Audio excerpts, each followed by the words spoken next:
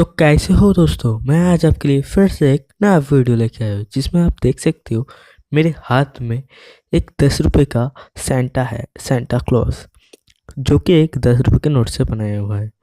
अगर आप जानना चाहते हो एक 10 रुपये के नोट से कैसे एक सेंटा क्लॉस को बनाया जाता है तो मेरे वीडियो आप लास्ट तक देखते रहिए। और एक बात, आपने अभी तक मेरे चैनल को सब्सक्राइब नहीं किया है तो सब्सक्राइब कर लीजिए और बेल आइकन को भी दबा देना। उससे क्या होगा, मेरे लेटेस्ट वीडियो आपको सबसे पहले देखने को मिल जाएगा। तो चलिए बिना टाइम वेस्ट किए जान लेते हैं कैसे बनाया जाता है।